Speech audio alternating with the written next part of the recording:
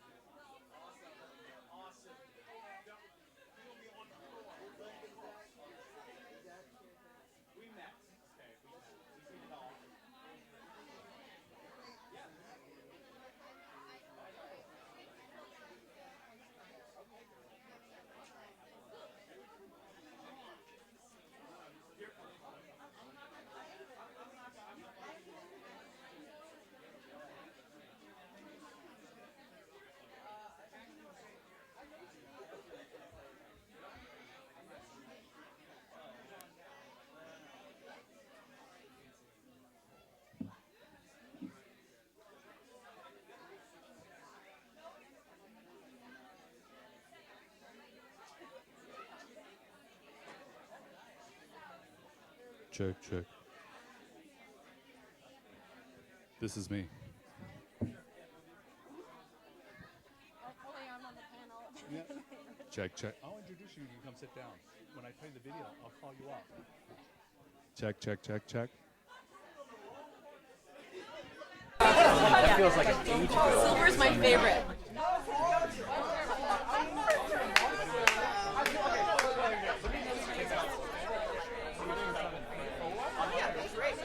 I saw you on the line But today. who is here out here in the room? I was not there. I saw you post on the line.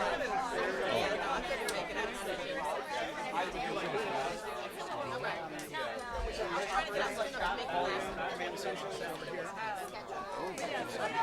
the last What's great about the lounging area behind us?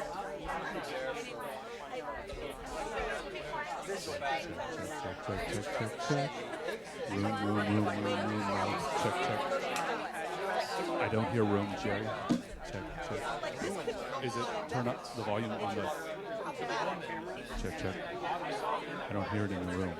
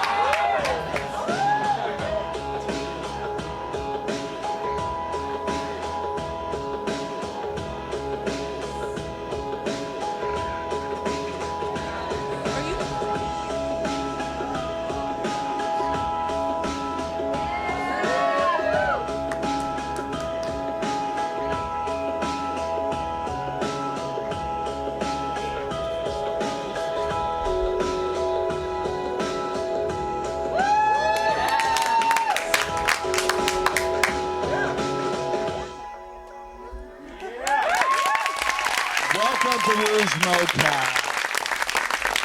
Welcome. For all of you, we are live streaming at the motion capture, the Mocap Vaults YouTube site. So welcome to everybody that's watching. We are totally going to have a good time and enjoy stuff. But we're here at Rouge Mocap. But I guess you're wondering who is sitting beside me, right?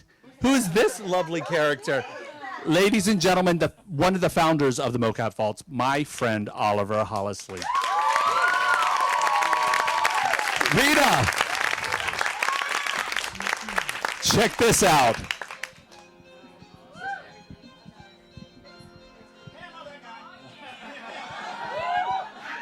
Study the walk.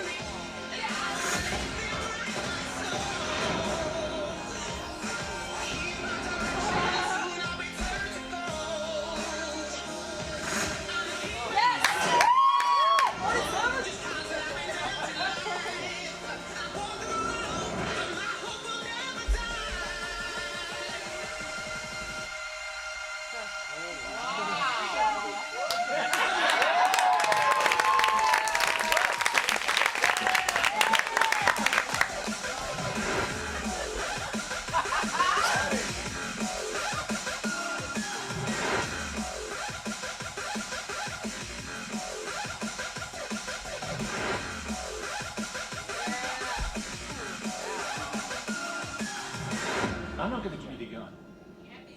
I'm going to kill you. Just like you killed her.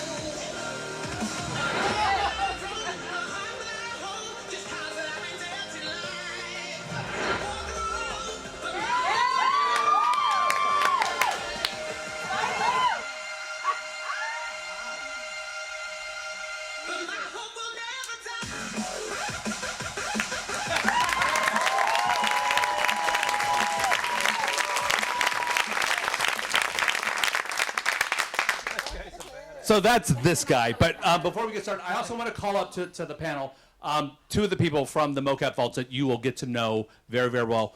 My great friends, Kumi Ogawa and Mari Ueda. There we go.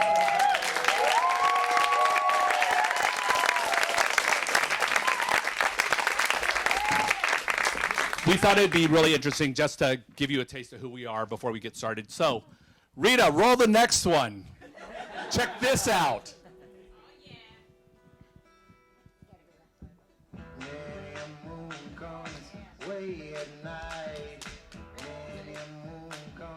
Shine a light, taking her clothes off, it break my mind. Taking her clothes off, don't take off mine. What's so bad, it's like I'm out of time. What's so bad, I have it break your mind. Give me your love, baby, all the time.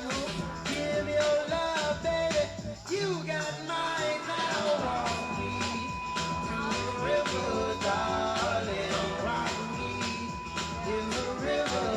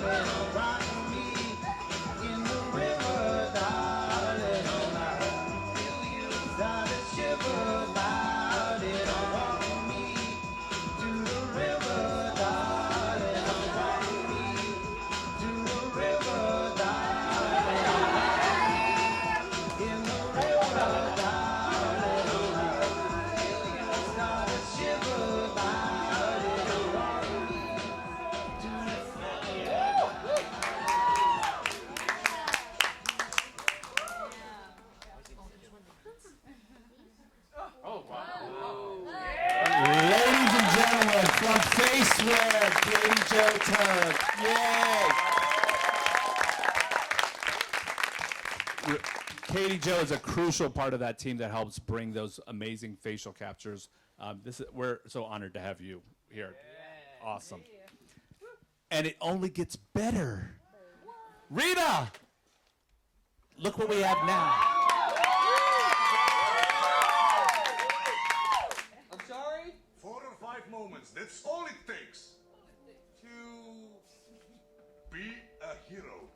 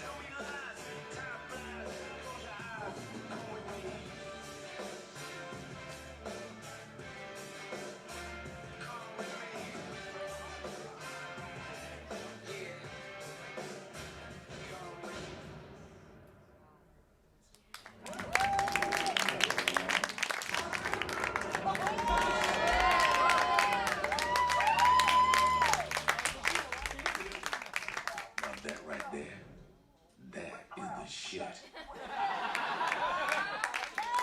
Ladies and gentlemen, the one, the only TJ Storm.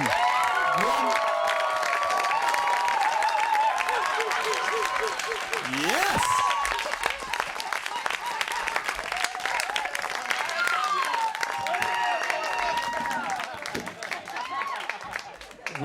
One of the greatest mocap actors I've ever had the pleasure of working with. TJ is awesome, and we're so honored to have him with us. Now, we wanted to bring you a director of cinematics. We wanted to bring you somebody who was on the cutting edge of previs on VR. So check this out.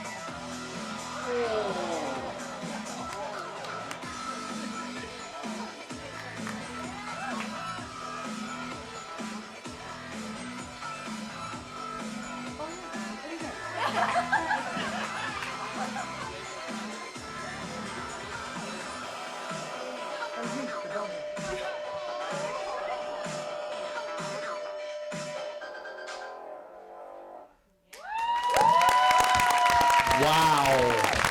From Halon, my really, really good friend and director, Dan Gregoire is here.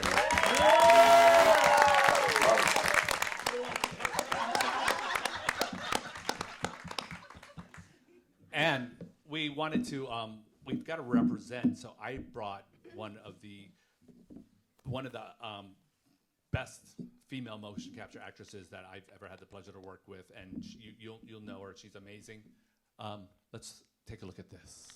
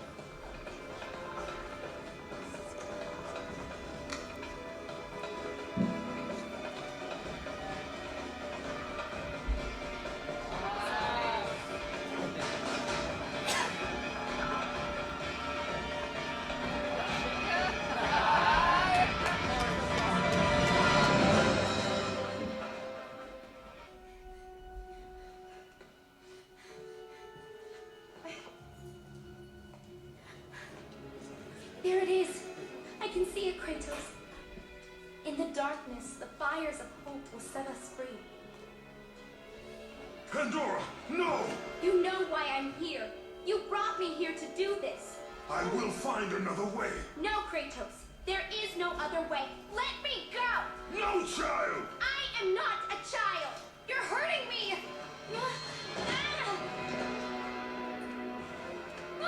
Kratos, help! Put her down, Zeus! I don't blame you for being angry. I am leaving for Paris soon. I'd wave goodbye if I could reach those bars. You will be free by then. I will tell the gods before I go. After it's too late to stop you. James, I'm sorry.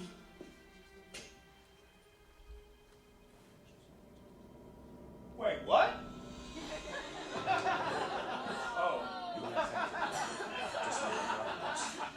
You know what I have to do. Are you going to kill me, James? Do it.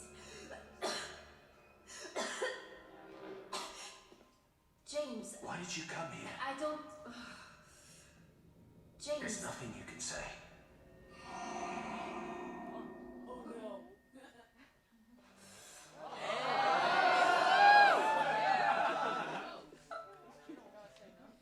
I didn't come to talk.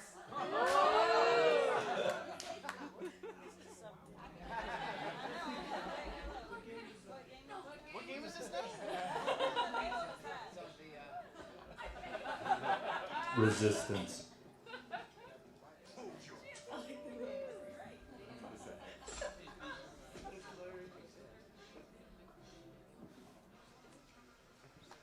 Bravo! Bravo! Our hero has arrived. Applause for another bastard child.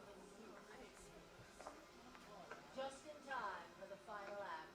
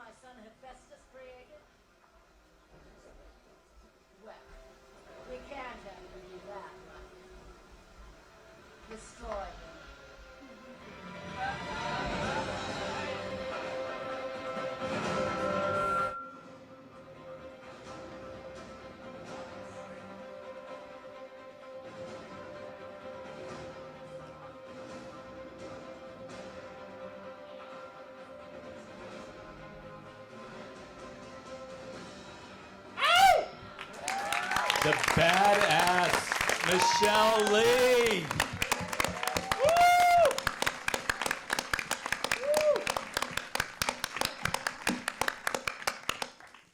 So this is our panel, and there is one more person I have to introduce.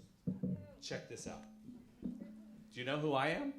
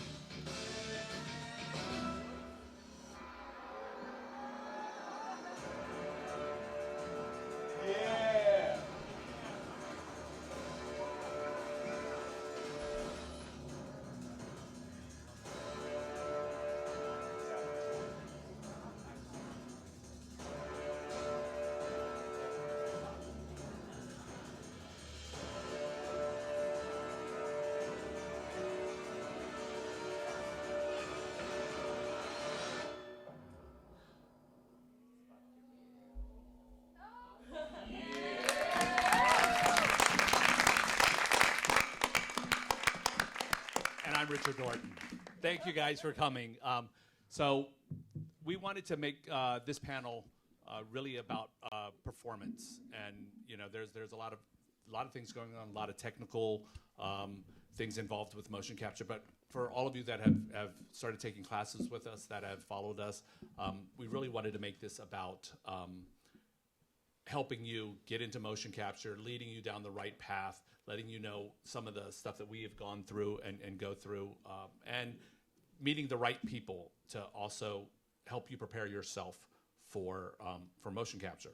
So just starting off, I want to say thank you to everybody that decided to do this and come out and support us, and the people online that are watching. But one of the things we wanted to find out I'm going to start with Rouge, Mocap. What are you looking for, in your performance capture actors when you, when you cast? What are the criteria? What is the most important thing? Are you looking for the physical? Are you looking for the acting? A lot of people don't have reels. A lot of people don't. They don't know where to start and get into it. But you do casting. There's also casting directors who bring projects to the studio, and we just kind of want to know what you can do and help them.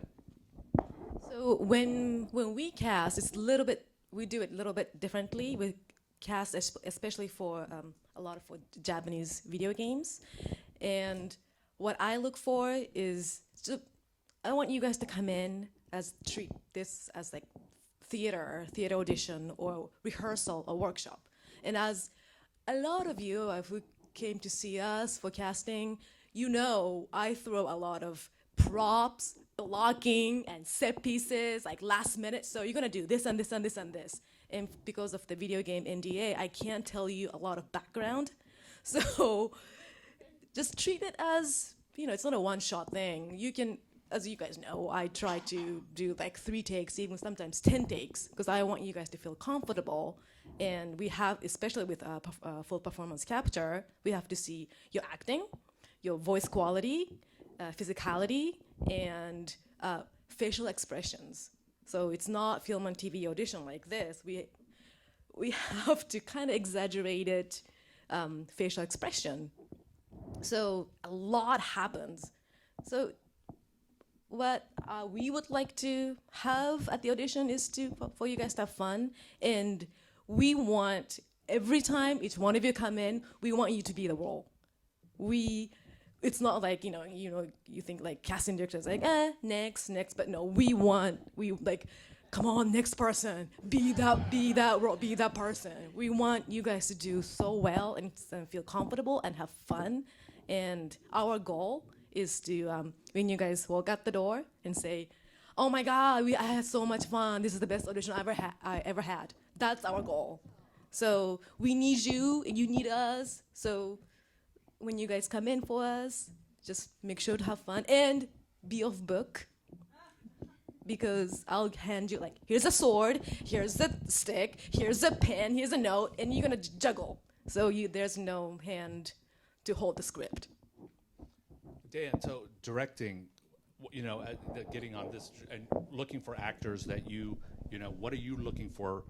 Because sometimes, you cast really, really fast, or it's a last second, choice on who you bring in. So making that decision and having actors prepared, because mocap is it's really hard, and it's very raw. And so finding people who can adjust to theater, film, TV, and mocap, it's a hybrid, I think.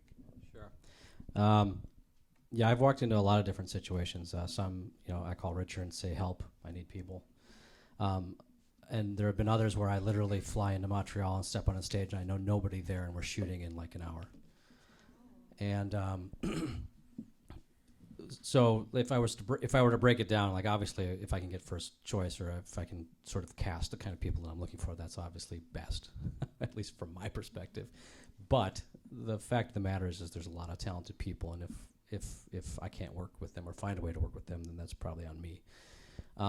But like in the Montreal situation, or even like 2K, literally this has happened to me like more than one time. I fly in, I'm on the stage, I meet the people. In fact, I think I had met TJ before 2K, but we actually worked together finally up there. I had no idea he was going to be there. So, and I have some idea of his abilities, but a lot of people I have no idea what they can do. And I have a certain script I've got to hit.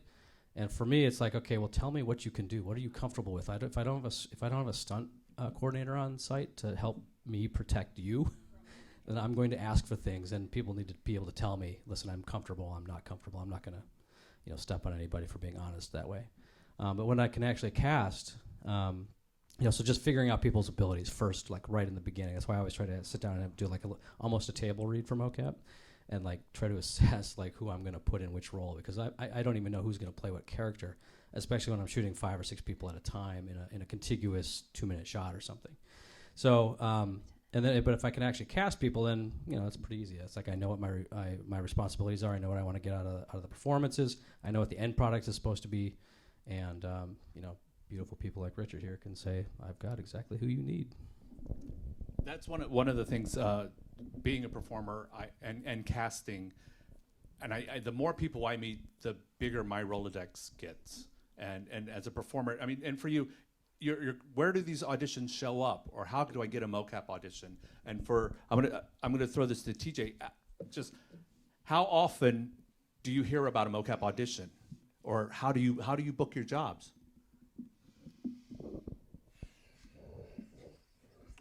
It's for me, I've been doing this for coming up on 2 decades now.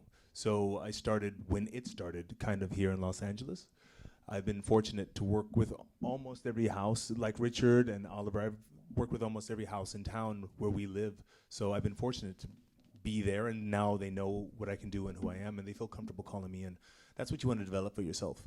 You want to have your skills so solid and so ingrained that when you show up, you are awesome. You're not nervous. You just go on the stage and you become the character they need so well that they're like, oh wow, this girl just runs herself. She's absolutely amazing. Put her in our book. We know her now. Let's use her again. Now, in the last maybe 6 years, 7 years, it's gone over to some of the voiceover people. And the voiceover agents are like, hey, I think we can make money off the motion capture side. So they'll try to get their voiceover people in. What a lot of the directors are starting to notice are voice people aren't motion people. So they're not great at moving. So they're trying to flesh that out. And they're starting to separate the voice people over here because they're great at that. But the motion people, you guys have a chance to really shine. So find your jobs by finding a good agent, hooking up with somebody who's already inside, because a lot of us have to cast. A lot of the, like he was mentioning before, he doesn't know who he might get, and he doesn't know if they have the right skills, but we know. I've seen some of you guys move. Some of you guys are brilliant. Alex over here on the side, she just did an amazing job at one of the big motion capture houses, and I know that I can call her for certain things, and she's going to rock it. So I want to be able to feel that about each one of you, and I can see that when you guys come to these Mocap Vault events. I know you by name, I know you by motion, because your skeleton doesn't lie. I can see how you move, and that helps a lot. I wanted to throw that out there to TJ and to Michelle, and I'll say to Oliver, because we book because we've been doing it for so long, and it's a direct call. We had mocap agents, and we would get the call before the agents would get the call. I would get a call, and Vox would be like, "We had got an audition for you," and I'm like, "They just already called me." You know, it's because they know us, and you know, that's who you're going up against. We've built this relationship with these studios and with these, so it's hard. It's hard work on us, and it's hard work. But we didn't have anybody casting us and guiding us. We kind of, you know, we've had to build that reputation for ourselves. So now that there are other venues, there's other places that are doing motion capture. Now that we have people who step in, I mean, these are the people you need to meet and get your reels to, and that's what we at the Vault try to do to help you. You know. And little quickly, Orange Honda Element. Yes. Orange. That's. No. Yeah. No. Orange Honda Element. Sounds awesome. Right there. We got it. We got it.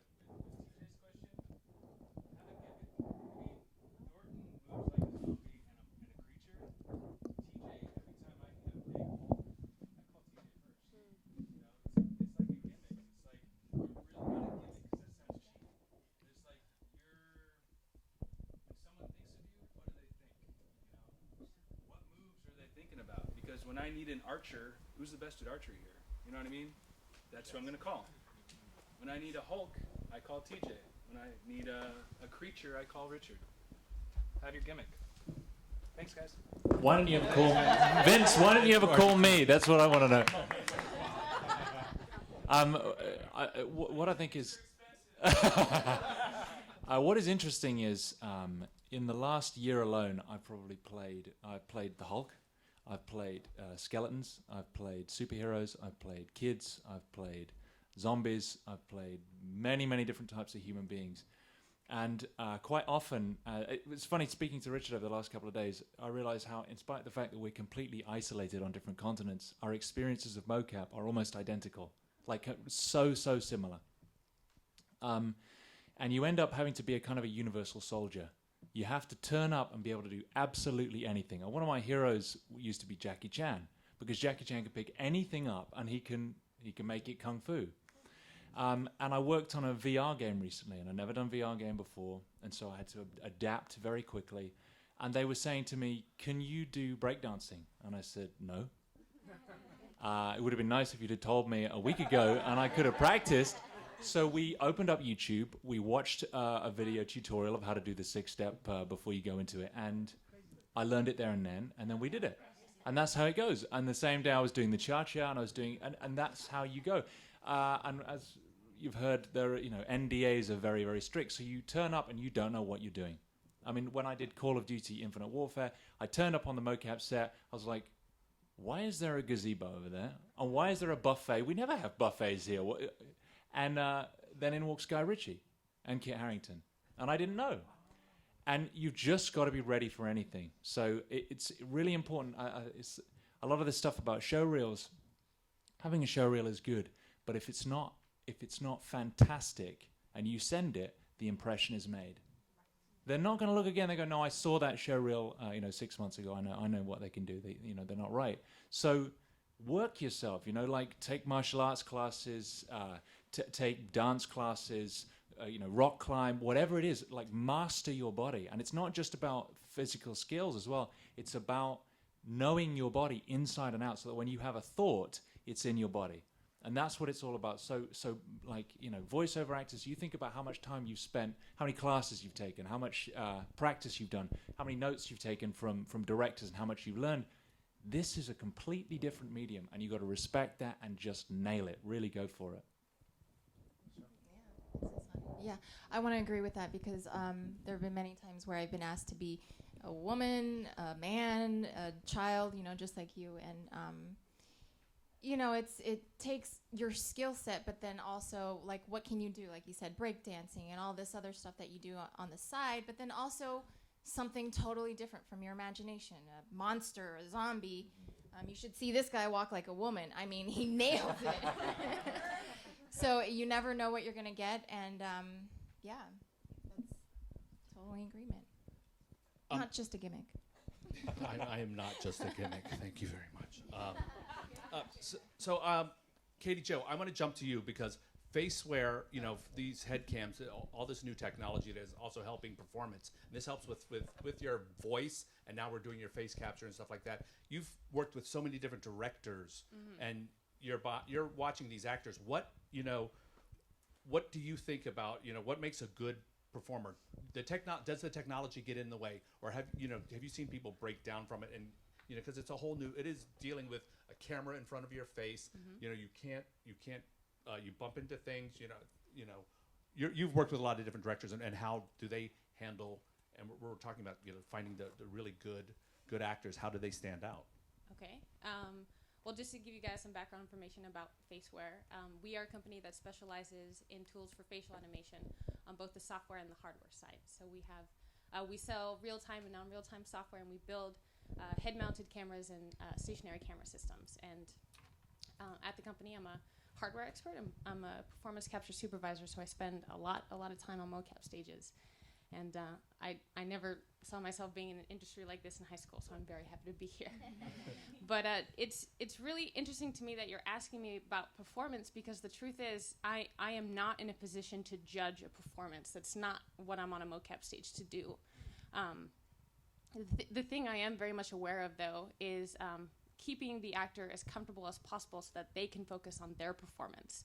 I love working with actors who have worn head cams before, because when they put on the Pro HD system, they're like, oh my God, this is so comfortable. Like, now I really can focus on my performance, and I'm not going to get a headache in an hour from now. And sure, there's a camera in your face, but it's not in your eye line. And we take into consideration all the things an artist would need to focus on their performance and not the technology that they're wearing. So. Excellent. So Dan, also for you, how is directing mocap different than directing a regular shoot? Because you do previs, you do movies, and then you end up getting thrown on a game, cinematic, or something like that too. Sure, it's and just to give a little background. So I started in games actually, and then I went to film for VFX, and I ended up prevising for about 15 years. And I actually think about a sequence in terms of the world.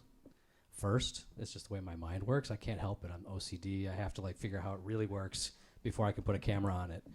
And so when I bring that to, say, a mocap shoot, I'm actually usually pushing actors to go even further into the script in one take as possible. And this actually is serving me really well in the VR space, because in VR you can't cut. Well, you can cut, but we're doing real-time engine stuff, and you're really not cutting. And so what that means is you're ending up with we did a 3.5 minute piece that's runtime times 7 characters is 50,000 frames of mocap, uncut, unbroken. It has to be, it didn't turn out seamless, but it was still really good. And the fact of the matter is the performer needs to be able to carry that all the way through. And so there's a tremendous amount of improvisation. I'm looking for input in terms of things that you see, your abilities, timing, reacting to each other, etc. And it's not just a black box where I'm saying, please do this. I have an idea. I usually try to have a vision of some kind or another. But it is really a collaborative process where I'm looking for people that can really keep pushing the boundary of how much I can actually get in a single take. Because at the end of the day, I actually might be ideally shooting that in one shot, because I usually take all this stuff back to my studio and shoot it with virtual camera, which is another mocap thing, right? So the more I can actually get into one take, the better off it is for us, even if we do end up chopping it up. So I think for all the actors who do a lot of movie and TV stuff, how they chop it up. Mocap is now really taking us back to theater, but it's also it's very subtle. It's very subtle acting. So and now with this whole VR world opening up, you're going to have to learn your monologues. You're going to have to learn your scenes. A whole scene. You're going to have to be prepared for that. I mean, the technology is moving so fast, and it's getting, every year there's something new that we have to adapt to, and that's what I think.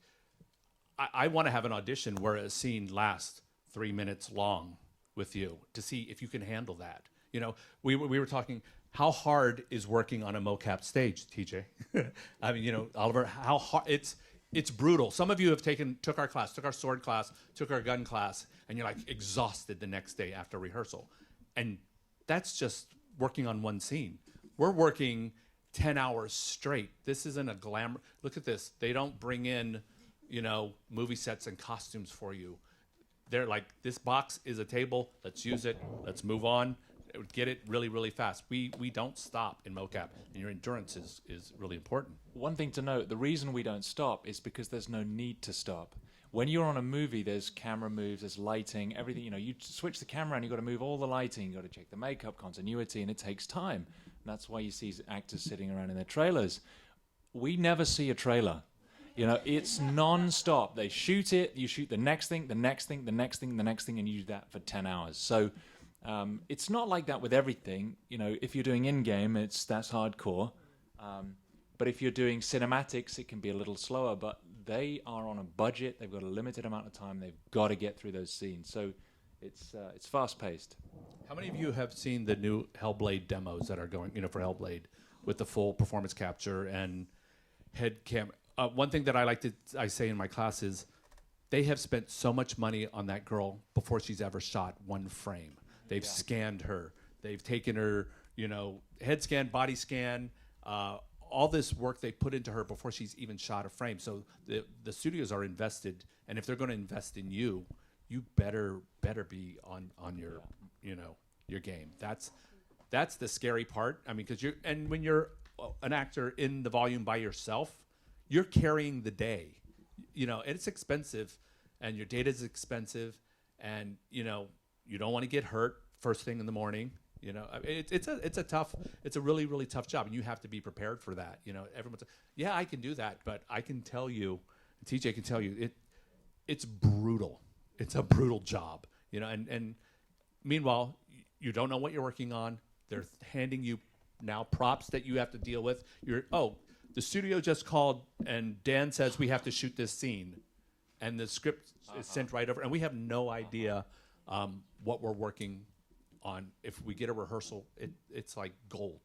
You're like, wow, we have a 4-hour rehearsal? That's so amazing. You know, and movies, you know, they spend a lot of time. There are some AAA titles that will rehearse for a week. Most of the time, 98% of the time, we're not that title, you know. So, do you want to? I just wanted to say real quick that every single possible move in the game that the player can do, you have to do. So imagine how big that world is, how many possibilities he can pick up this. Can he pick it up from this angle, this angle, this angle? You know, and then what's also fun are the crouch ones. Those are our favorite. You know, crouch, walk, crouch, run, crouch with a gun, crouch without a gun, you know, all day. So, you know, you got to think about your endurance. This is, yeah, what's that? Work on your thighs, he says. The director says work on your thighs. Now, we're talking primarily about video games and sometimes movies, but there's a whole nother piece of the puzzle, and that's commercials. You don't think about it, but they're there as well. You saw from the demo reel, his name is Cletus. He's the Fox NFL robot. And we did that stuff, and that was fun. That was a blast. It was a day of playing like I was playing football. Now, I don't know football, but I had to watch YouTube and learn all the football moves and learn how to move and do the little dances and all of that stuff. And then, because I worked with Fox, and the same people at Fox, they're like, hey, we're getting NASCAR, and we're going to bring a new robot. His name is Speedus. And I'm like, oh, that's cool, man. Speedus, yeah. Okay, let's do. Is he got a robot? Oh, yeah. He's gonna be a great robot. He comes in, he burns in on wheels, and it's gonna be cool. So I'm like, okay. So I'm thinking, oh, they're just gonna animate me while I take some cool poses, and I'm gonna look like him. And they're like, yeah, we're gonna put you on rollerblades. It's gonna be great. I don't know how to rollerblade. So I'm like, I don't. Yeah, they have rollerblades in my size. Thank you very much. Niche me. So I had to, first off, I said, okay, honestly, there's people who can rollerblade better than me. So go find one of them. Please go find one of them. They're like, yeah, we already did. I'm like, what do you mean? And then we went to Venice and we found the best rollerblader there. And their superhero robot ended up doing this.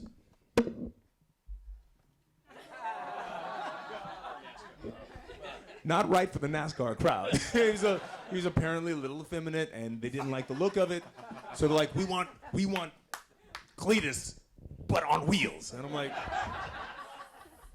so I went to the store and got the rollerblades, and I had to shoot in 2 days, and I went to the top of the mall near where I live, and in the empty parking lot, I went round and round in circles I started at about 10 o'clock at night. I left about 4 o'clock in the morning.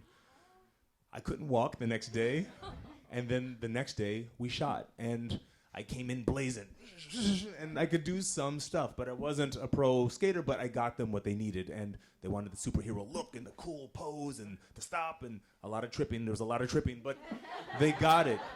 And you guys got to be ready to do all of that. You got to be ready at a moment's notice to learn a new skill. You got to be flexible about it. And you know how actors love to say yes. Can you ride a horse? Yes. Can you fly a ship? Yes. Yes, I can. So you got to be ready to do that. You got to have some version of those skills in your back pocket and be ready for that stuff. We just shot some horse stuff here, and it was a horse. We pretended to be on horses, and somebody came in and showed us how to pretend to be on horses. It was really cool. So you guys got to be open to that and ready to that, and you also have to be endurance athletes as well. Because riding fake horses for 7 hours, that's different too. So be ready for it. It's fun. You're gonna love the adventure. I was gonna say too, it's not just the actors that have to be so malleable. The facial technicians too have to be malleable. Because there's been times where we're about to capture something and we only need body, we don't need face, but the director's like, I need a dead body in this scene, and like the first person, like the closest person to the volume that's not an actor is me. Or the facial technician, right? So they're like, oh, we're not capturing face. Can you just lay down and be dead and just pretend to be a dead person? I'm like, yeah, sure. So I'm in a couple games too. That's awesome. And from the production side, for actors who are hired for mocap set, please be on time. And if 8 o'clock is a call time, we have to mark you guys up at 8. So otherwise, like, we're counting every second and minute. So make sure, go to bathroom before we suit you up, and eat before you come into the wardrobe room, and please be ready at 8 o'clock. So that's what we ask from the production side. It is really, a mocap set is so different than a film and TV set. There is, the minute you walk through the door, you're working.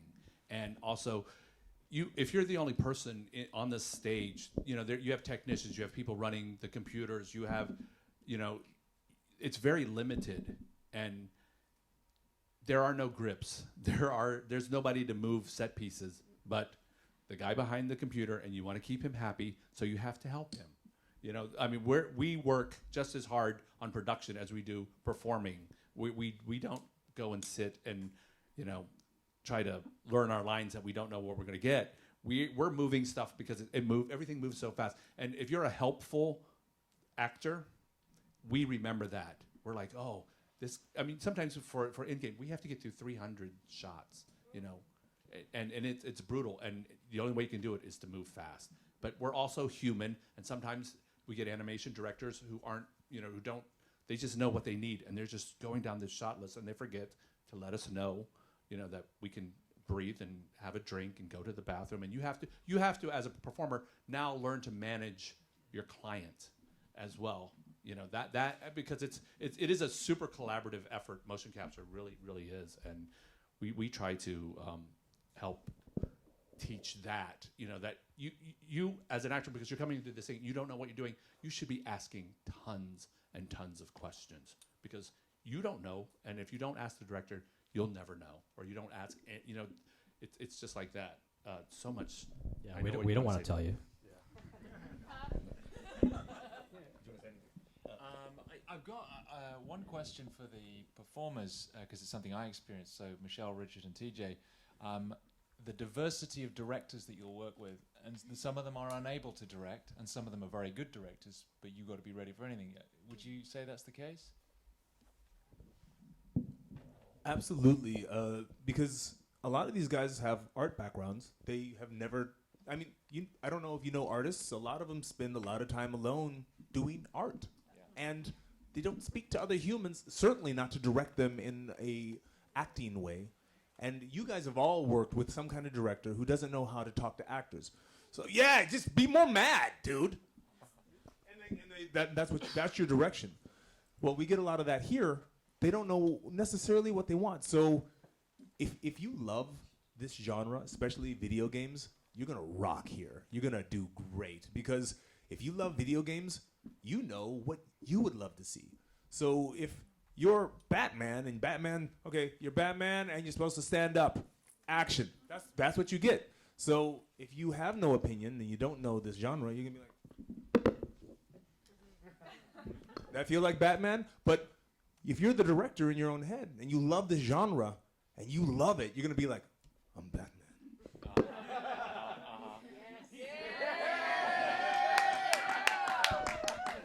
So love what you do. This stuff is awesomely fun. And be the director. Give them a little bit of extra information because they see it. They love it. Even though they're not communicating with you, they're not stupid. These are very intelligent people who worked very hard to get where they're at. And they want somebody who can communicate on a psychic level. They want to understand that you understand what they meant to tell you. There. So understand that, know that, live that, and enjoy the process, because this is awesome fun. One of the things that TJ says, and I hear him ask, are you a geek? Are you a nerd? Are you a fan? You know, you're supposed to do your homework, you know, and you need to know this stuff. And if you're on a set and we don't know what we're working on, and they're like, okay, and now you're going to be an ogre. And I'm like, okay, great, give me 2 minutes. And I go and I pull out my phone and I YouTube if I don't know. I mean, but you have to be a fanboy to live this stuff, you know. I mean, just like you said, yes, every actor will say, yes, I can do that. Yes, I can do this. But, you know, do you know how to swing the sword? Do you know how to fire a gun?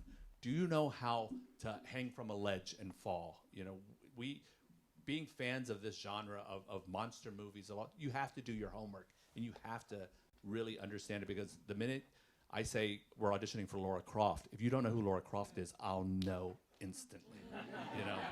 And I was on a set when that happened, and the girls had no idea who Laura Croft were, and you're like, how did they get in the door, you know? So, Michelle, you want to say anything? Besides just the fact that you do get directors that kind of don't know what they want, and you, like you said, do have to kind of read their mind. And it's really interesting, the directors that only see it from an animation point of view, a lot of them are just animators, and they're like, well, they get really specific on, well, your hand has to be right here. So you have to nail all the points that they want in their animation, but then also don't forget to be so technical and robotic that you don't act. So it's just a lot of like technicality, plus you're like acting, like you can't go wherever you want. Like, I just feel like picking this up right now. But no, we can't, because we have to animate that. You know, we don't touch anything on the table, because then we have to spend 5 hours animating it.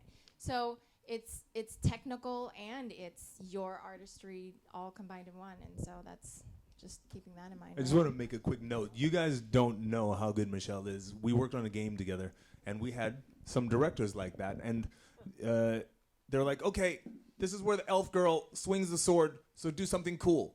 And she's like, she looked at me, I was like, you're the elf girl. So she grabbed the sword, and here's a side note. Michelle was one of my wushu instructors. She's a badass. So she grabbed the sword, and she's like, okay, I think I got something. I was like, oh, shit. So I stepped back, because I know what that means, and they said action, T-pose, then action, and the sword just disappeared. And I saw all four guys were like, yeah! Yeah! They were so happy. So bring that kind of skill, bring that kind of enthusiasm, because that is what they're looking for, and that's why she works. Yeah, and I'll speak a little bit to this too. Is as a director, like some of the Evolve stuff I directed, I actually beg the people making the game to let me come down and play it before I'll write anything about it or even try to direct something. Because if I fundamentally understand the game and the dynamic involved, then I can actually come to the table ready to go and understand what it is that the developer, the publisher, the ad agency really wants to get out of it. Like if I don't know that this monster has these skills and has these defenses against these dudes who have these skills and these defenses, then I can't write anything meaningful related to it. And then when I step on stage, if I'm like literally showing up, like I said before, not knowing anybody, but everybody has a common vernacular about what this is, it's so much easier to say, okay, you know that gun, the thing with the hook, and they're like, oh yeah, I saw that, and then like, okay, great, we're playing with that now, you know. So it's a huge win when everybody has that background knowledge, and our vocabularies are failing us to figure out what this stuff is. And the great thing about him, he's a great director. I worked on that project with him, and my character had this massive gun, and I was like, boom, boom, and he goes, I think that's a beam weapon, so, you know. And I'm like, oh! So that is awesome. And somebody has done their homework, and they know that's even better for you guys to work with somebody who loves it. That's beautiful. That's the best thing. So he does his homework, and it shows, and we get this wonderful product as a result. So on the same subject, no matter what kind of director you get, essentially you're in a completely blank space with nothing. And so everything you need to know is in his head. And you've got to get it out, whether he wants to tell you or not. So you've got to ask a lot of questions, but they've got to be precise questions. You've got to ask what you need to know. So you're going to start with your character, find out as much as you can about your character. See if there's any character artwork. Sometimes it's hanging around on their laptop and they can bring it up for you, and that helps. If there's any previous material that already exists, so you can see what they're already thinking. Then you go into an environment. And when you go into environment, you have to completely inhabit that space with your mind. It's like a beautiful mind, you know, all the numbers are coming up. And you know, I want to know everything. And I worked on a game this year, and there was a sequence in a fire in a building. And I said to the director, okay, so what's the construction of the building? And he was like, I don't know why that's relevant. And I said, well, if there's timber, then the air inside the timber is going to heat up and it's going to explode, and then I can react to it. So I can deepen my relationship to my environment, so I'm not just a balloon animal floating around in space. I'm actually in that space. And so then I was able to react to pops and, you know, different fabrics that might be floating around in the space. So I love to visualize everything. And so it's about extracting that information as best you can. Wow. I want to say one thing. Going back to the audition, actually, it's because like we do a lot of like full performance capture, like do the facial and the body, and then voice is important too. And then after the motion capture session, we do the ADR for the in-game stuff too. So like, you know, we look for somebody who has this strong voice as well. It's really important. So like sometimes like when we do the audition for the motion capture, the body, you know, we see, you know, we of course see like physicality, but then like we also look for the strong voice and who can like scream a lot, you know, like yeah, that one too. One of the things about this is it's so specialized in that we were brought in to do in-game moves, and of course if you're playing a monster, I growl and scream and make so much noise, and everyone is like, oh, Richard's in the building today. But that also leads to, you know, the way the casting is done, the animator or the director is not thinking about, they're going, okay, we're going to do ADR 6 months from now on this thing. And then I'm creating that voice, that character, and then they go, oh, you do voiceover too. I mean, it's such a weird environment. Like, we're considered just body people, and then they think, oh, now we're going to do voiceover. But it's starting to merge where voiceover is mixing full performance. So now all of a sudden we get to share our voice. I mean, for all of us, we cut our teeth really being the player that you play. And then directors started realizing, oh, these guys could actually act too, because we are acting every motion we do. Turning a doorknob, I am that character. I'm not just turning a doorknob. And so we've had to prove ourselves as actors. But you know, it's so segmented. You have a voiceover, you have a facial, and full performance gives us that option.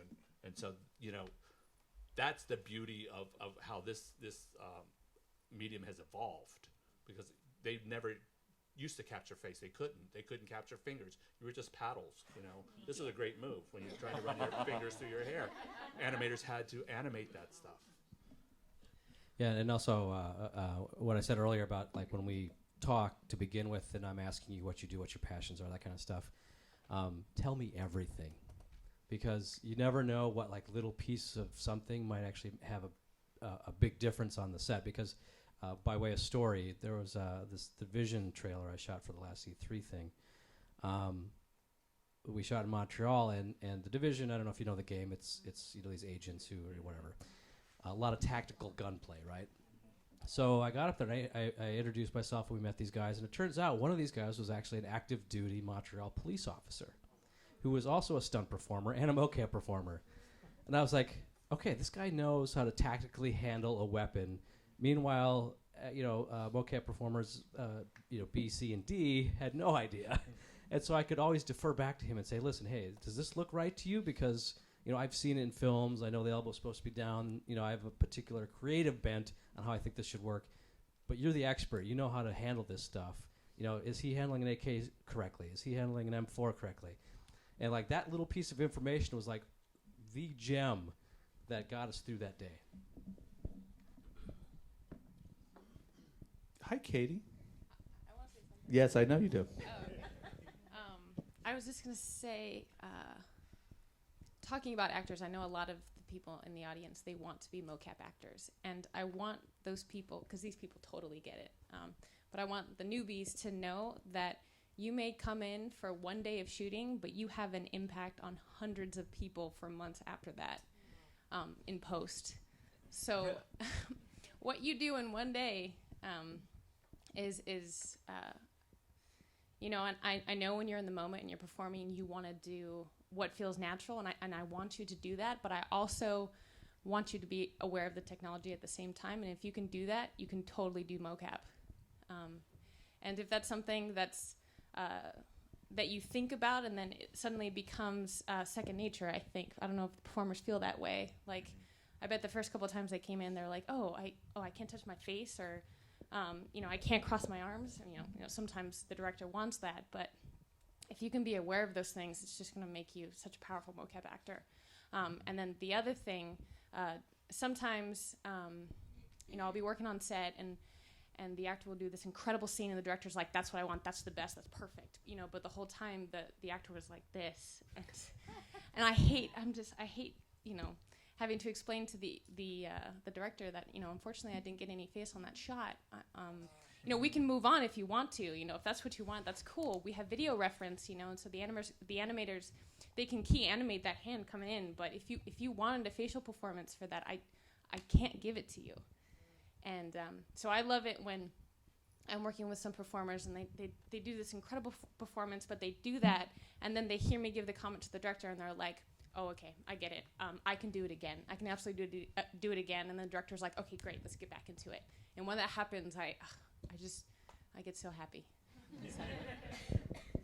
So my question, I guess, is where do we see mocap in the next 5 years? What with technology changing and VR, Dan, really is we're relying. There's so many different new systems. There's different suits that are coming out. This particular. People like working in an optical system because it's the quality is so good. We've seen markers on faces have now really gone to head cams to make it a lot easier.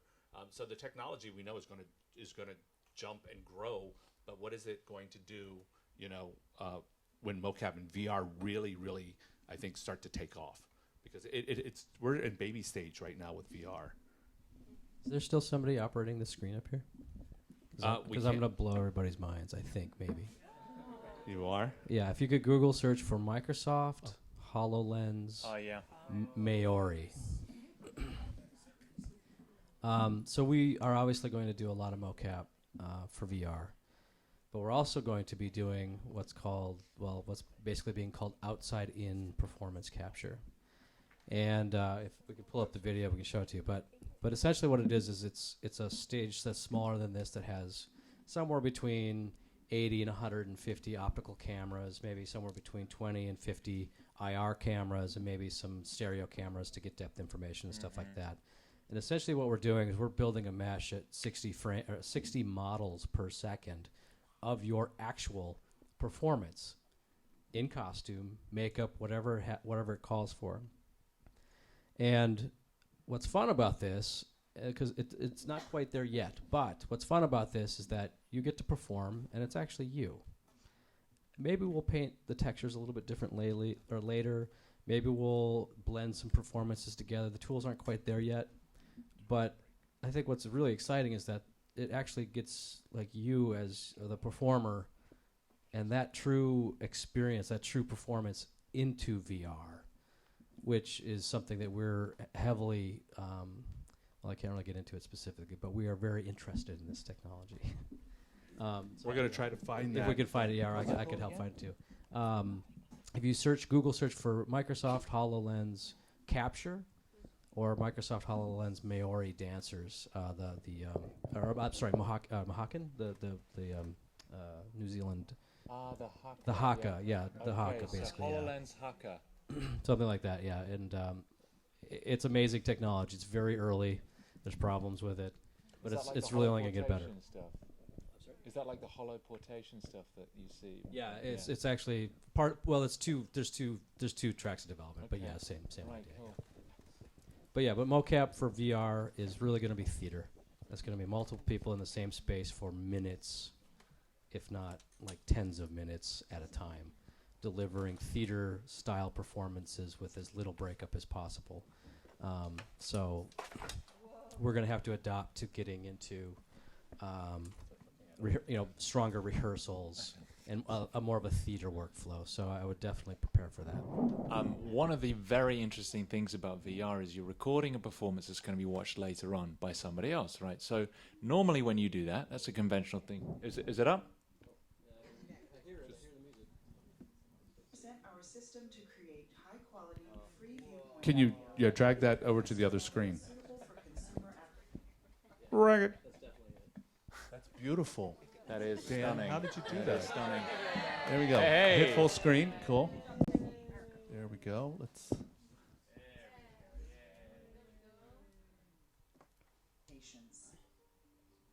This example is A little more volume. Maori Haka performance. We start by capturing performances with 106 synchronized RGB and infrared cameras on a calibrated green screen stage. We subtract the background to compute silhouettes, then schedule the data for processing. The first step generates a 3D point cloud starting with stereo depth. Anyway, this gets pretty techy, but the overall impact you should take away here is that you are now digitized and in the experience. This result has over 2.7 million points with normals per frame. We're viewing tens of thousands of points in this scene. The next stage creates a watertight mesh per frame. We modify screen Poisson surface reconstruction to produce meshes constrained by the silhouettes. These meshes typically have topological artifacts and spurious components. To clean them up, we apply topological denoising and island removal. There's going to be a quiz later on all these terms. Triangles per frame.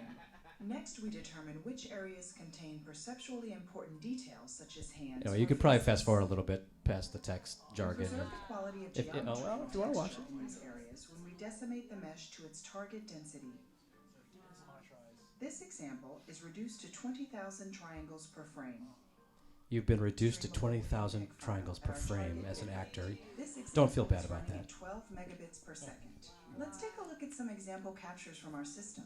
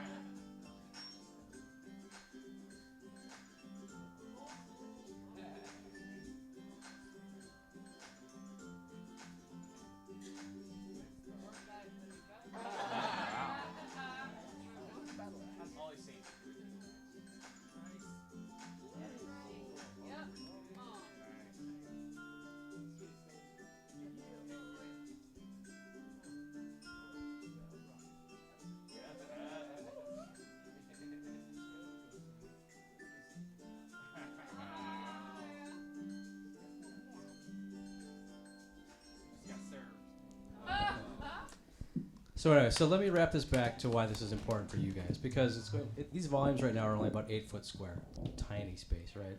It's going to take talent like you, who understands how to deliver performance in a controlled environment, to do this kind of stuff, that knows how to seam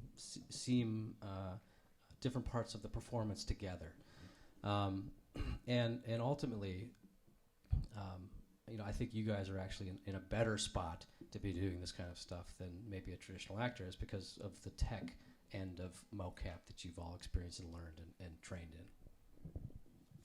in. Yeah, I think that you as a performer, like a lot of this stuff, we're hidden behind NDAs. We're on the breaking edge of technology. We're creating these experiences that are going to be surprising the world. I mean, it's like the first time real time was used, where the first time real facial capture was used.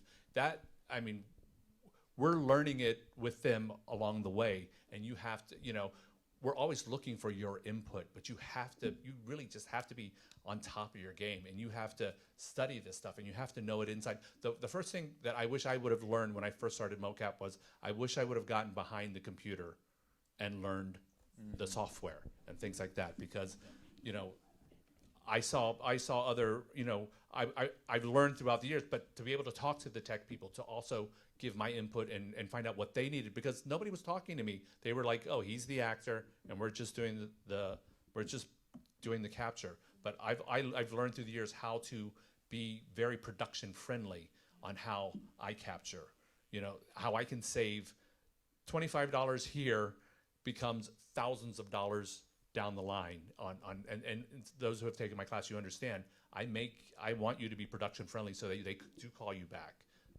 The work is not done the minute you finish capturing, because now the directors go back and they have to do your selects and choose your data, and it's so expensive. So knowing all of this other tech stuff puts you ahead of the curve with everybody else. Yeah, and by the way, they're actually capturing a skeleton with this as well, so that we can manipulate the performance afterwards. And why that's important for VR is because there's sort of three main tenets that we're all chasing. The first doesn't really, it sort of applies to you guys, but it's like, who are you as the VR participant?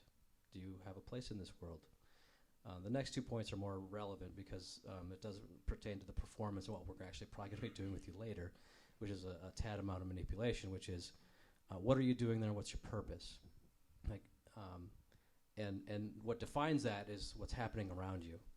And the third one is, does the world know you exist and doesn't care, and can it impact you or react with you, or does it react to the things you're doing? So if you're actually standing there with a character, face to face, eye to eye, I mean, your lizard brain goes, oh wow, this is real, right? It doesn't matter what the graphics look like. Your lizard brain goes, this is real. Yeah. It assigns object permanence to things. You try to lean on tables and you fall over. I mean, there's crazy things that happen, but why this is also important is because when we're capturing like this, when we have the flexibility to actually turn the eyes a little bit or to follow the character that you as the viewer are playing, it makes that presence and that emotional connection super strong. And the user's response to that emotional connection is what is going to make VR awesome. One thing you were talking about is like that connection to the character. Who can just put your hand up if you've tried VR? Okay, good. Put your hand up if you've tried VR with a character in it that was interacting with you. Okay, well, that's good, good. Put your hand up if you tried VR on acid. Wow. So the problem with VR is the immersion factor. And what I was saying about is when you record a movie, you record it with a fourth wall. You're acting opposite characters, and the viewer is a voyeur. Whereas in VR, the viewer is a participant in that story. And so one of the things that VR struggles with at the moment is that you're doing your magnificent monologue, that you're committing yourself to 100%, and the player is looking at butterflies that are passing over the top of them. And they're more interested in the scene than they are in listening to you. And developers and content creators are finding ways to overcome that, to let the player settle in first before they start introducing the content. But one of the ways around that is that video games, you've heard about these in-game shoots where it's made up of all these little tiny moves that are strung together to make the character. Well, video games is becoming the kind of reference point for VR, for interactivity, because it has to be incredibly fluid and responsive for you to feel like it's real. So if you look away from a character, that character, the software has to sense that you're looking away, that your angle of vision isn't at them, and respond immediately, say, hey, I'm talking to you, look at me. And so for that to be able to work, you need to record all versions. So you need to record the version where the player looks at you and you're an unbroken monologue from start to finish. Then you record the version where they look away from you at this point, and then that point, and then that point. And often that's called a succeed-fail tree. And you have to have it if they move too close to you and you say, oh, back up. So every single little thing has to be done. And so for that to look perfect in the end product, it means you have to systematically go through every possible variable and perform it, but not in a technical way, in an incredibly truthful way. So you're faced with all these technical constraints, and then you have to deliver incredibly raw truth in that. And then Katie says, don't touch your headpiece.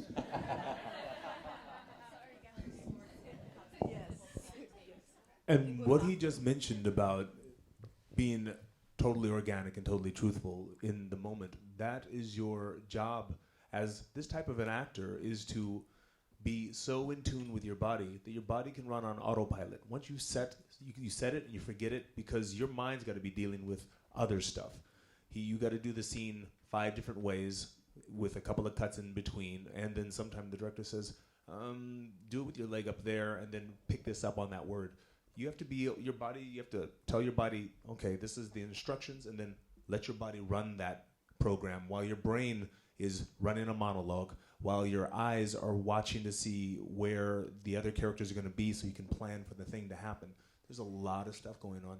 If you guys are physically challenged in the way that you become nervous and your body locks up as a result, and you have to consciously control every arm movement, you're never going to be great at this. And you want to get so fluid and so comfortable that you're able to do all of this stuff and let your body set it and forget it and just run the program all by itself. So get a lot of physicality into whatever you do every single day.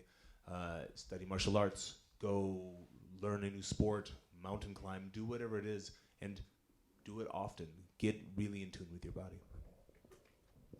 And also, how many people here, if I said, could you do a monologue right now? Could you do a 3-minute monologue? Put your hands up. I'm just going to say, look at, that's what we're going to get to. That's not just the voice talking to you inside your head. Yeah. But, of course, you're going to hopefully get a script, but, you may not get it until, we're up against all kinds of different new challenges and things like that. And I don't want to get all technical and into the SAG strike and all that stuff. But as performers, we are looking for certain things. We do need certain things. We do need stunt coordinators on set. We do need to know what we're working on. And that VR, I think, is going to help us in that sense to say to the developers of these projects, I need as much information because now, I can't get a script the day of. It's going to be too hard. But as performers, those are the issues that you should be thinking about. What is going to help you be a better performer, not what is going to make me more money. Of course we all want more money. That's there, and there's a lot of money to be shared and made. But as an artist, if you're not doing this because you're an artist, you're never going to walk through that door. For when we watch people perform or move or have a skill, it is the greatest thrill as a teacher, as another performer. That's what I'm looking for. That's what we're looking for. As a director, and he doesn't have time. He wants to. Dan's like, I trust that you know what you're doing because you're a professional. So I don't have to teach you to do something. I'm expecting you to be that good. And that's what you're going up against. And of course, everyone is just train, take classes. We mean it. We really, really mean it because you're going to have a leg up on everybody else. That's the bottom line, Yeah, and I just wanted to say that way we can be treated as real artists and not someone that's just like, oh, he just is in a suit and like he just walks. No big deal. We don't need to pay him anything. He's just like some other guy. Just get anybody off the street. He can walk. They all walk the same. I mean, there's an artistry to it, and that's what we have to take pride in bringing that to the game, so that the user feels interactive with the person, feels emotionally connected. It feels like, wait, that's not quite, like, you know, if you see something that's not quite right, you're like, I don't buy that. But if you can bring that truth to it, then the user can connect to it, and then it's a piece of art. It's not what they're trying to. Some are trying to reduce it into like, oh, it's just a suit. It's just movement. You know. Yeah, and then a lot of, you know, you're going up against movies versus games, and you have people who say, you know, that's not acting. Games aren't acting. And my response is, have you seen a cinematic recently? Oh yeah. You know, has a cinematic made you cry? Has a cinematic made you scream and laugh and terrified? Yes, I mean to those people, they don't know what they're talking about. I mean, this is a craft. This is to have the honor to bring certain characters to life. I mean, that is, the pressure is intense. But to be able to say, I am Darth Vader, you know, that's like the greatest thing in the world. You know, you're never going to take that away from me. There was something I wanted to bring up about what Ollie was saying, going back to VR, guys, if that's cool. Ollie said something really interesting. When you're wearing a headset and you're in the VR space, to not get wrapped up in the technical side of things and to just act how you would normally. Well, in order to do that, you know, you have to think, well, what's acting normal for me? And that would be socializing with other people, right? So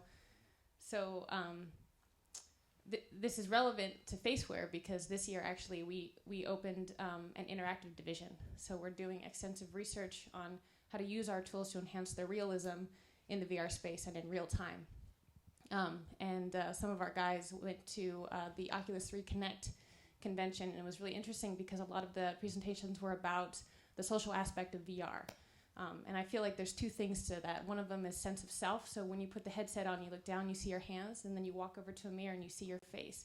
When you move your face in the real world, you see that movement in the mirror in the virtual world. And then suddenly you see another player, and you go over there and you start interacting with them, and you hear them speaking, and their mouth is moving as they're speaking, and then suddenly, motion capture is happening. In your home, you know, when you're playing a VR game, you're doing motion capture in your home. Like that blows my mind, and that's the direction we're going. Okay, we want to kind of just now open it up. If you guys have any questions, we'd love to take a couple questions from you. We have a little microphone right up here. We want you to step up and ask it from there because we want to be able to hear you. And we'll see. Yeah, and we want to see you walk. We want to see your hero walk to the microphone. I was going to.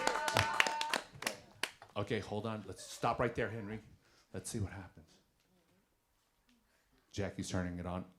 Give it up for my amazing help and crew of people that have helped us out. Rita and Anya and Jackie and Jerry from JLE Media and TK.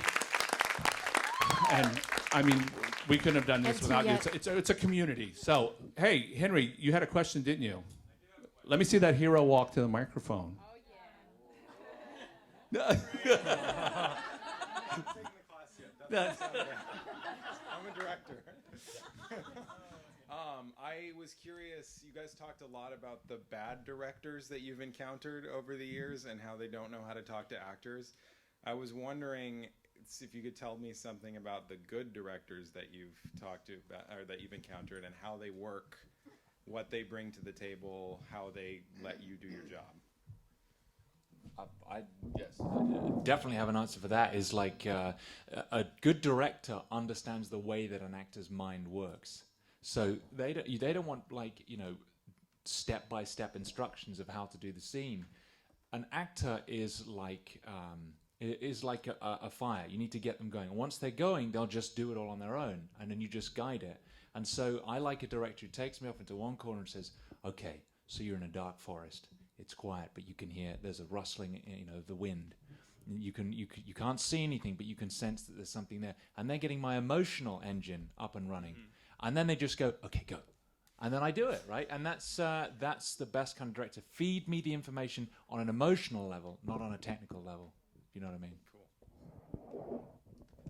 I think because of the stigma that video games got in cinematics wasn't acting, and it wasn't as good as a movie. I mean, we've debunked that. So now they're starting to treat us as performers and as actors. And then you are now, we're trying to breed new directors. We need studios to reach out. I mean, a couple AAA titles are now reaching out to movie directors. I mean, you do have Gordon Hart directing Uncharted. You know, that you have somebody who understands. Dan understands how to talk to an actor. And that's what we sometimes have to just teach them that. And we have to teach, I mean, the animators are great. They're saving our ass. They are making our performance look as good, but we also have to teach them how to talk to us. You know, and it's still a growing collaborative effort. And I think, you know, we've had great directors, and we've had directors that we've had to help let us direct ourselves. I mean, I've been in that situation. We had a producer just drop the game on us, and he said, "I'm going to go to Hollywood. You guys, you know what you're doing." And it was the scariest thing in the world. We're like, "Do we know what we're doing? I guess we know what we're doing." Okay. And they, you know, we pretty much directed ourselves in one game. Metro 2033. And to add on to that just a little bit, a director is he's an artist who paints with imagination. So if they can paint the environment like Oliver just did, if you know, because a lot of the time they'll forget to tell you, all right, so you're going to walk in and you're going to look around and he's over there. And I'm like, where am I? Yeah. What? So a good director will be like, okay, this is a dark warehouse. Now you've been standing outside in the rain this entire time. You finally got the door open. He broke the door open with a chain cutter. Finally pulled it open. You're coming in out of the rain, and you see dust particles floating in here. Nobody's been in here for a long time. All of that changes everything, changes your entire performance. Now, that's one thing. The other thing that I noticed, and this is from working on a television show, we had rotating directors every week. We had about 6, and they would come and go. And they were sitting over in their chair in the shade. We were shooting in Mexico. It was really hot, and they'd always be over there, way over there near the cameras in the shade. And they yell at us, "Yeah, could you be more sad? That'd be great. Sad and keep your face up." And we're like, okay. Right. We had one Australian director. Dude was probably in his late 50s, and he would always get his ass out of the chair and walk over to each one of the actors, because actors you all are paid to be vulnerable on camera. So being vulnerable, being open, to have somebody go, "Yeah, that wasn't great. Could you do it like this? Because this will be way better, because what you did sucked." So he would walk up to us and goes, "You know what? I think this scene, talk to your mom when you're telling her this thing." He would whisper it in our ear, and it would make it personal, and it was our little secret. And we can make that change and shine with that change, and that changed everything. And I didn't notice until he came back. It was a pattern that I had to recognize. But he came back, and he was the only one who would talk to us personally to change those little things. So those two big things I've noticed really changed the performance. Being able to imagine the world because they're painting it for you, and making it personal to each actor, because it's a personal thing. You want them to shine, so help them shine. Great. Dan, I mean, you are a director. Let's hear from...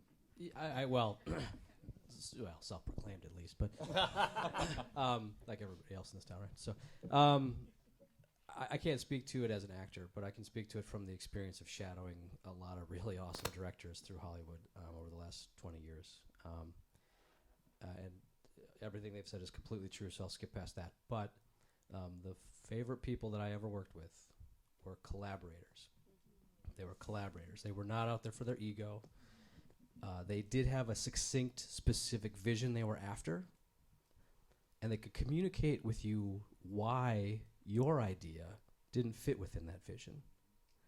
And I say this because there's a distinct difference between a director who has a vision and can't tell you why your idea sucks, and somebody who can tell you succinctly why it doesn't fit. I won't say who, but there's one particular director I worked with, and he was always like, "What do you think? What do you think? What do you think? Show me your ideas." And I want like the entire team, like when I was previous souping, like we had a team of 12 people. He's like, "I want to see everybody's ideas," and he would still draw us his own little storyboards, right? He's like, he had his vision of what he wanted us to do, but then he also wanted our input. And then he would say, "Oh, this is fantastic," and he'd actually take it on board and modify it to make it his own. Or he would simply say, "Oh, no, I've got to save this for the third act because when this character touches this, blah, blah, blah, and goes down," it like completely paint the picture and had the entire film in his head. And like if you could pull that off, that is the most amazing thing to work with for anybody on the crew. And he would do that with everybody. Great. Thank you. Thank you. Next. Let's see. All right, all right.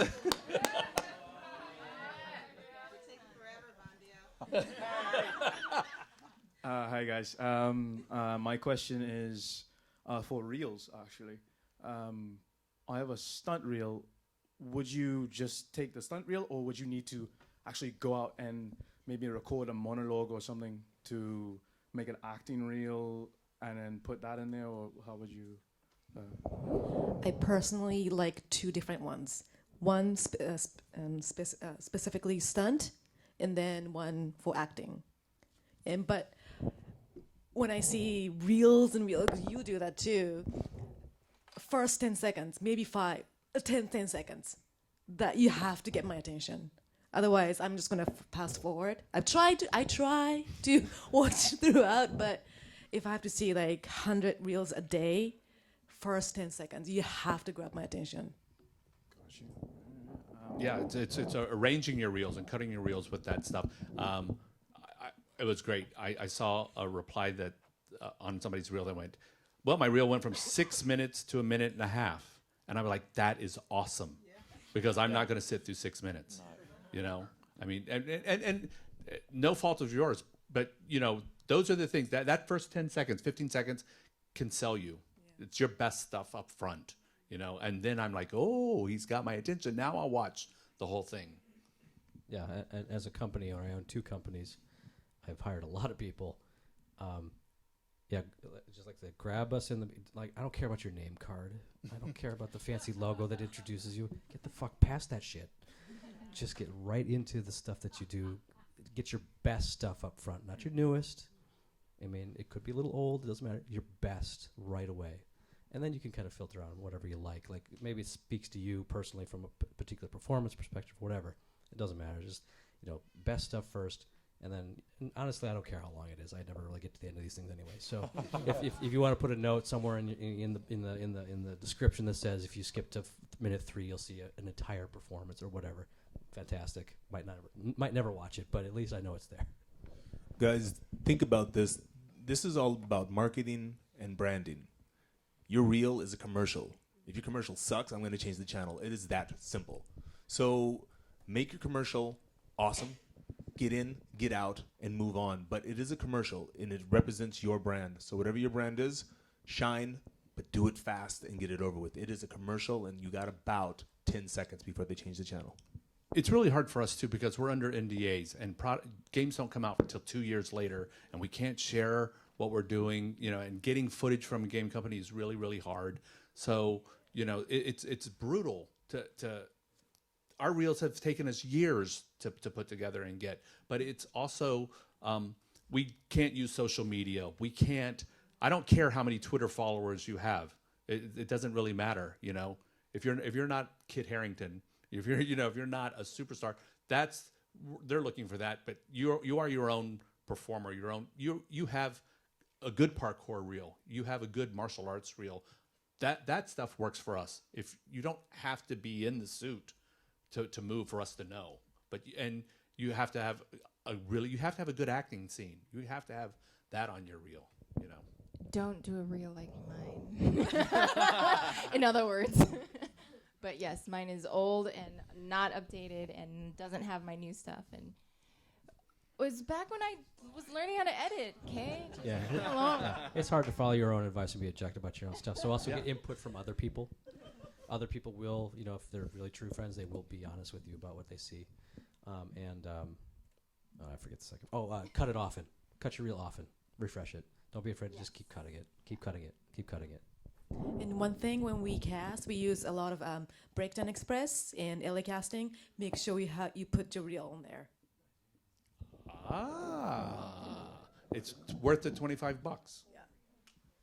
Cool. Cool. Excellent. Anybody else? Next question. Gina. Hey. I have like 8 billion, so I'm just going to try and pick like the most pertinent right 7 now. billion? Yes. That 7 billion of them. So this is actually for Dan and Mari. How do you guys, as far as like casting and then actual directing, how do you vet actors like me and a lot of us, I'm sure, who have not actually worked in motion capture, but we've done a ton of movement and all that? Do you do like a dry run with tools, like what you were talking about, Katie, with like all of a sudden there's a camera right here, like, and you don't know how we're going to react to that. So is there, do you do anything within the audition if you know that there's going to be facial capture that you're going to do differently? And also, if you are already on set and you run into the fact that the actor now is freaking out, do you have any tricks for directing those experienced actors, like through those newbie roadblocks? So at the audition, what we look for is more of because we don't do technical side. Right. So facial expressions, the way you guys move, and the voice quality, if you're doing a full performance capture. So not much for the technical part. You shouldn't let the technical get in the way. Yeah. At all. I mean, it's there. We have to use it, but it should never get in the way of your performance. Right, but for someone who has had no experience with it, like how do you break? It's got to be like a trial by fire, I assume. Well, also, yes, it is a trial by fire. But the thing is, Chris Jones actually gave a great explanation to me once. He is another guy from Face, where he was saying that you're an actor. You're used to finding your light. He says with a head camera, your light's on you all the time, so you don't have to worry about it. Oh. And he said, it takes about 20 minutes to half an hour to get used to wearing a head-mounted camera, and then you forget it's there so much that you're just banging it on everything through the rest of the shoot. And you get them locked and have these stag battles with your other actors, and you wouldn't believe how quickly it disappears. Some head cameras are better than others. Some give you a headache, and you might be afraid to say, this vein in my head is about to explode. Can I just have a break? And because I've been doing it so long, I don't care. I just take it off. But it's not that bad. It's not that bad. And people like Faceware are making these incredibly comfortable helmets designed to make performers feel at ease. So don't worry about the tech at all. It's all about the performance. The tech is an obstacle that you sometimes have to work around. But everybody on like Katie Joe people and Kumi Amari are working to make it as comfortable as possible because they want the best performance. Train with a lot of distractions. Yeah. Great.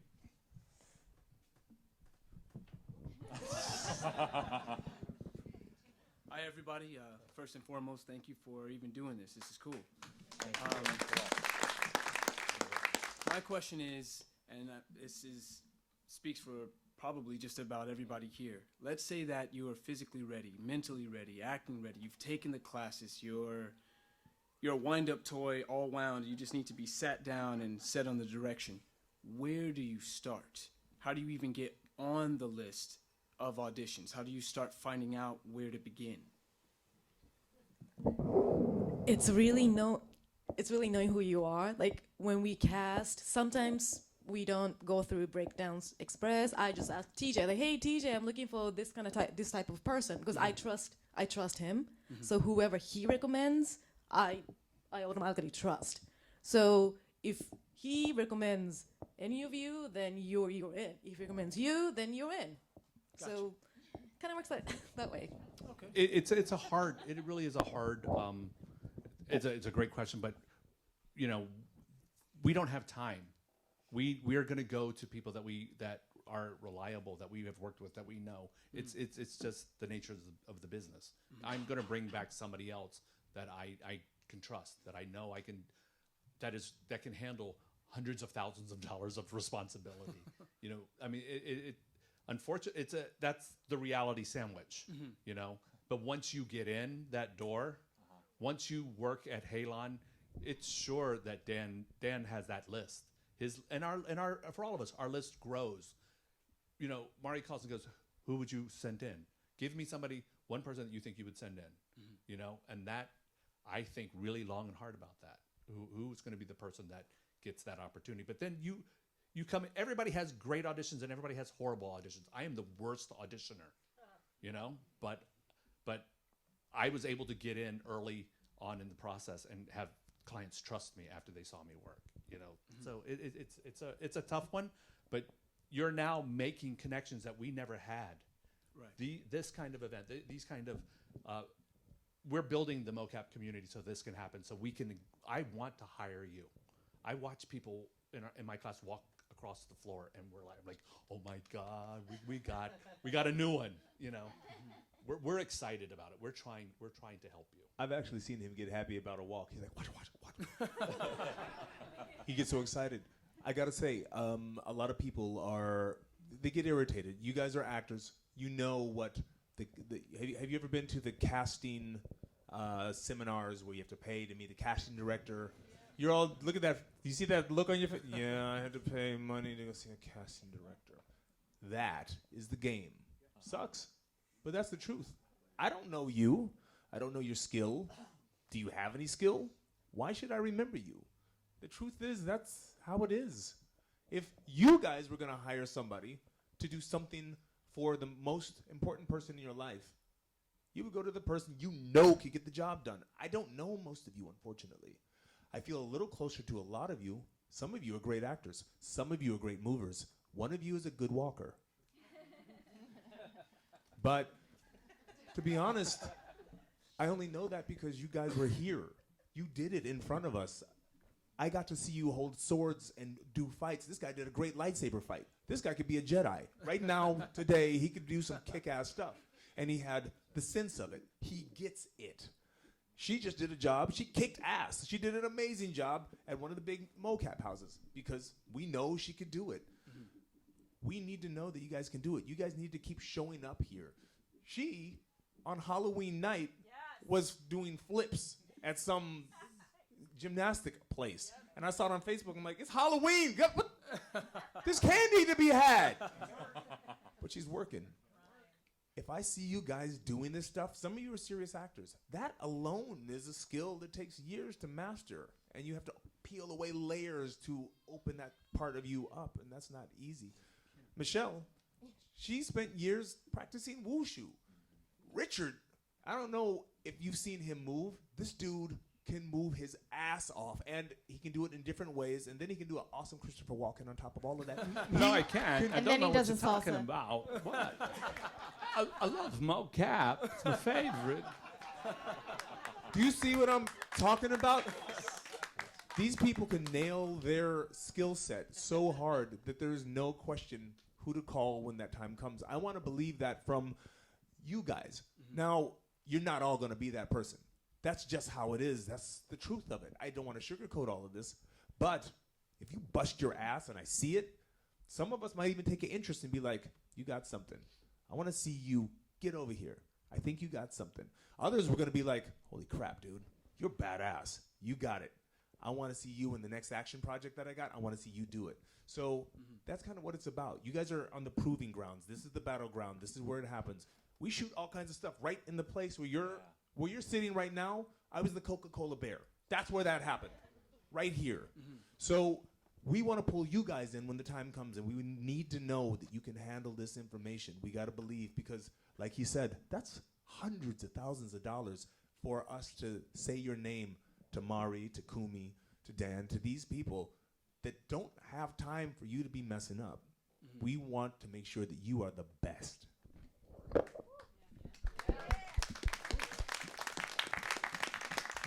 And additional to that, I'll just cap this off with some important life things that a producer taught me early on in my career.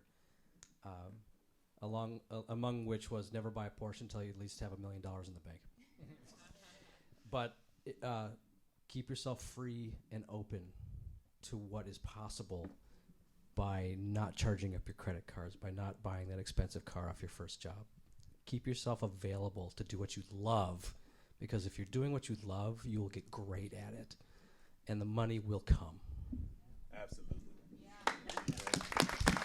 And we'll take one more question. Yeah, we'll take one more question, and then I'm gonna have to look at that. Okay.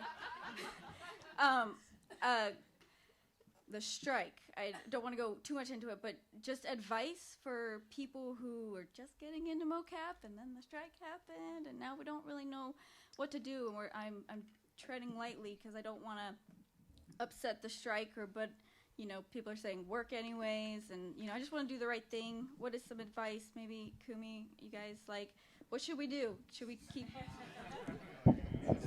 We can't tell you. It's your choice. We can't. Yeah, it's really tell hard you for what us to to Can say. we maybe still audition for the practice? I don't know. I'm all new to this sort of thing.